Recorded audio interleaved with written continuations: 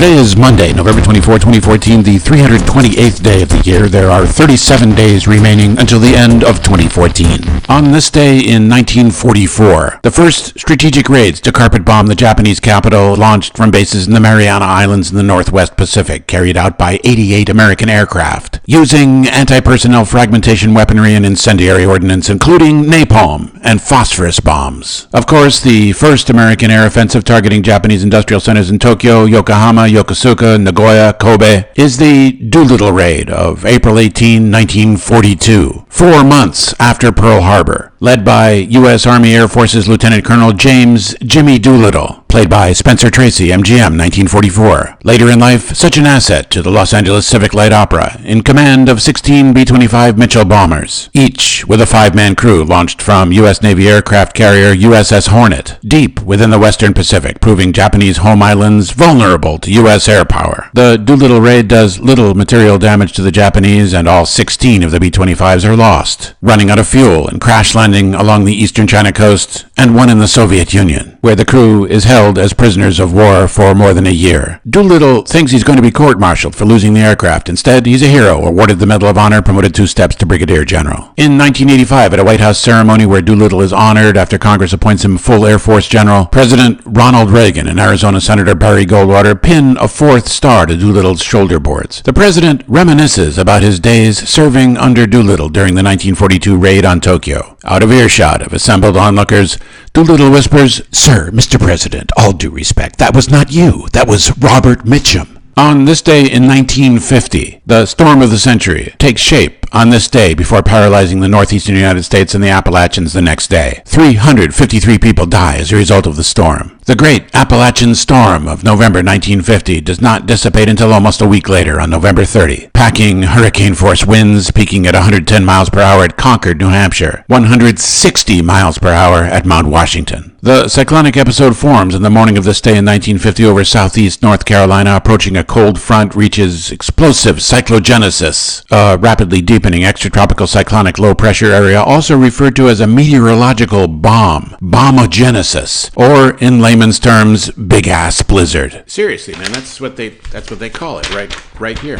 Maximum snowfall, 57 inches. Cheh, is that all you've got? On this day in 1963, the first live televised murder, Lee Harvey Oswald, the alleged assassin of President John Fitzgerald Kennedy, is murdered 2 days after the assassination by Jack Ruby in the basement of Dallas Police Department headquarters. Oswald taken alive, slouching in a seat in the rear of the Texas Theater in the Oak Cliff section of Dallas, just after 1:40 p.m. Friday afternoon, November 22, 1963, watching Cry of Battle, a war picture with Van Heflin, Rita Moreno, having ducked into the place after allegedly assassinating the president, and just moments earlier killing Dallas police officer J.D. Tippett. Responding units of the Dallas police having been called to the theater by local shoe store manager Johnny Brewer, after a brief scuffle, take Oswald into custody. 2 days later, at 11:21 a.m. Sunday, on this day in 1963, as he's being led by Detective Jim Lavelle and Detective L.C. Graves through the basement of Dallas Police Headquarters to an armored car, waiting to take Lee Oswald to county jail. Nightclub owner Jack Ruby, a frequent visitor to the police station, darts from the mass of news reporters, including a television network pool cameraman, broadcasting live to the nation and the world. Ruby quickly fires a single round at close range into Oswald's chest. Oswald's body contorts with shock and trauma. Fatally wounded, Oswald is pronounced dead less than 2 hours later, 1:07 p.m. Texas time, at Parkland Memorial Hospital in Dallas. On this day in 1971, during a severe thunderstorm over Washington state, a hijacker calling himself Dan Cooper parachutes from a Northwest Orient Airlines plane with $200,000 in ransom money. Flight 305.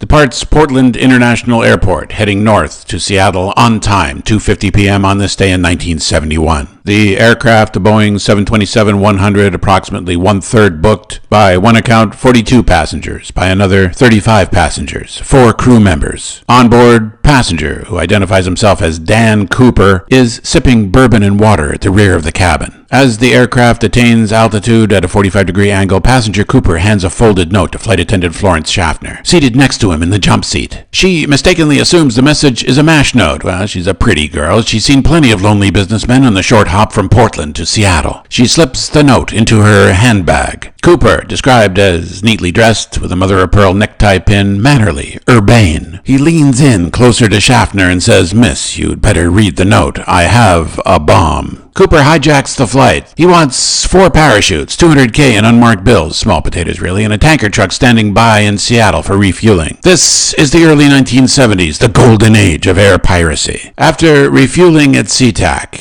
the 20K has 10,000 unmarked $20 bills secure, the parachutes tucked into the overhead, the 42 passengers released, and Flight 305 en route to Reno, on course to Mexico. At approximately 8:13 p.m., D.B. Cooper, as the newspapers identify him, alone now in the rear of the passenger cabin, steps off the deployed aft staircase into the darkness, into an area dense with thunderstorm cells. The air temperature out there, minus 70 degrees on the Fahrenheit scale. Below, in the cold wilderness, is the country surrounding volcanic Mount St. Helens. Everyone says he's a dapper Dan, nice manners, polished loafers, a calm demeanor, smooth operator. Nobody ever sees him again. On this day in 1974, University of Chicago paleoanthropologist Donald Johanson and his eager graduate student Tom Gray discover the 40% complete fossilized Australopithecus afarensis skeleton, nicknamed Lucy, in the Awash Valley of Ethiopia's Afar Depression. Australopithecines are upright walking tree-dwelling hominids, ancient ancestors of Homo sapiens, who, evidence shows, populate Africa about 3.2 million years ago. Lucy is found in Hadar, Ethiopia, in the Afar Triangle. They think she's a juvenile because she's only 3 feet tall. Her curved fingers are adapted to climbing trees. Story goes she's named Lucy because Tom Gray is a fan of the Beatles. At the dig site, Tom Gray's got his 8-track hooked up to portable speakers, and when Sgt. Pepper's gets back to side 1, track 3 after a dozen or so plays, even Johansson is in agreement. The old girl's name?